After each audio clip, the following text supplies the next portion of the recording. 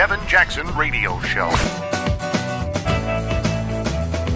Welcome, everybody. Kevin Jackson here. It's the Kevin Jackson Show. KJRadio.com is where you can reach us, or you can call the show at 844-551-8255.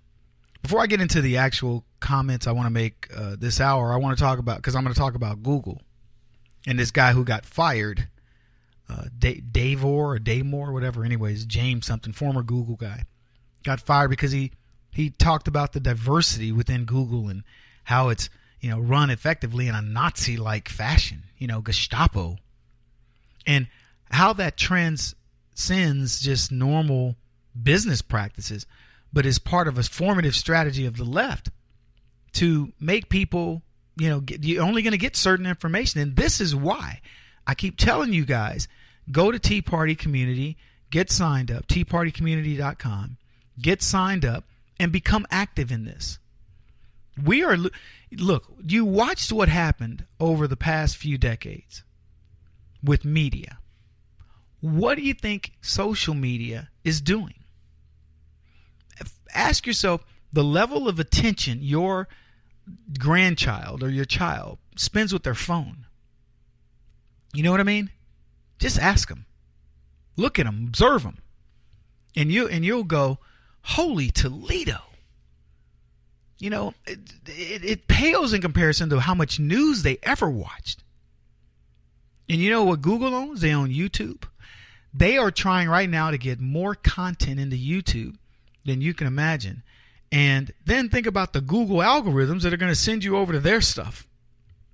And what these guys are all buying. What's Facebook doing? These kids, these millennials, are going to have more influence over you and your kids and your grandkids than anything. And you're letting them do it. So all I'm saying, guys, is we have to wake up to this stuff. And we better do it quickly, or it's going to be too late. So, let's just jump into this Google stuff.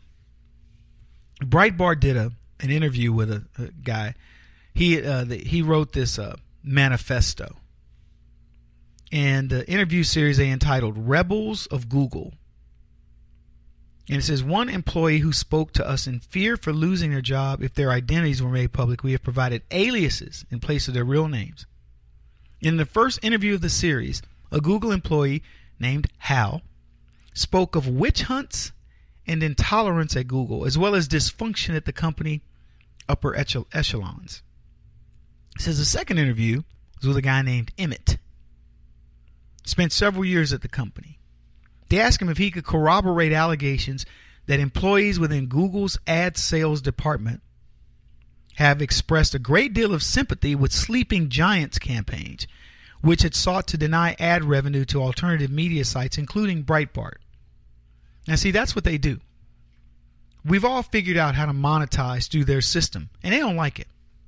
I'm talking about conservatives. We're figuring out a way to make a little coin here and there, fractional pennies, but they add up. And it used to be we were minuscule. We were lucky to get 1 million hits a month. We have people that drive more media than CNN through their website. Breitbart's one of them. One of the biggest media outlets on the planet now is Breitbart. More traffic in some cases than even Fox News, people like this. They're a factor.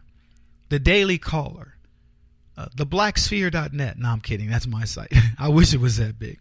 But we do okay. We get 2 to 4 million people a month on our website. I'd love to make it 20. But the top, I'd say the top 50 media outlets in the country, at least 30 of them are dominated by conservatives. On the left, you've got Huffington. I mean, don't misunderstand me. Leftists do, they'll read their stuff. But we have people now that get 200 million hits a month. That is a media engine. People you don't even really know are out there. You certainly wouldn't know who the owners are. Conservative sites. I've named a few. So we now are in the mix. We have a stake in it. And those fractional pennies mean money. And if you're advertising Lexus or, think of it as the guys who the A players like the Michael Jordans, he gets the nice car deal. He gets the nice Gatorade deal, the Nike shoes, etc. And then there are guys that advertise the local car dealership. Well, Google determines who's going to get what. And there's been a cabal within Google that if you are listed as a conservative site, they give you the nastiest, raunchiest stuff you can imagine to advertise. So you get foot fungus. I'm not even kidding, guys. You get online dating sites from, Asians and, Russians, and you get, diseases. It's nasty stuff. But if you're a liberal site, then you get the Lexuses and the the Tide cleaners and all that. You get all the things that people use day to day. For us, we get the crap. And so what happened was, I'm telling you the truth, we went away from Google AdSense and went to Facebook's instant articles because it delivers faster and the pay rates were better. But here's what I warn people. It's going to shrink because Zuckerberg and Sergey Brin of Google are going to be in cahoots, and they're going to squeeze us out as well. That's the way it works, folks.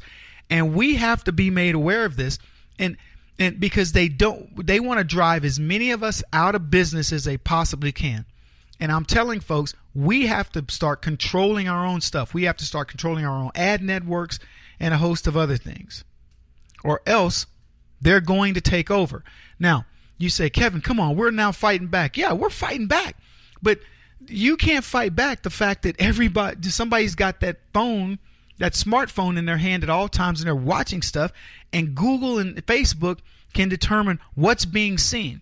And what's going on right now in every one of these organizations is the sissifying, the political correcting of this country to the point where you can say nothing against Muslims. You can say nothing against women. You can say, and I don't have anything against women, but if you do something wrong with women, I'm sure going to tell you about it. But we can't say anything.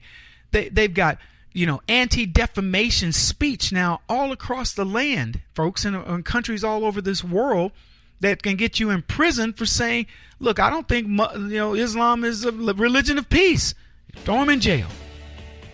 That's how crazy it's become. So anyway, we'll cover one more segment on this because you need to know how it works and why I'm asking you to go over to teapartycommunity.com. This is the Kevin Jackson Radio Show. Do you owe back taxes to the IRS or state? The secret to avoiding the IRS nightmare is to seek professional representation. My friends at Security Tax Associates provide the most cost-effective and ethical representation in the industry while helping to avoid seizures, levies, and wage garnishments. Security Tax Associates is here to ensure that the appropriate steps are taken to permanently eliminate any possibility of future tax burdens once and for all. For a free, no-obligation consultation, contact Security Tax Associates, 844-779-4177. That's 844-779-4177. 844-779-4177. Or visit them at securitytaxassociates.com.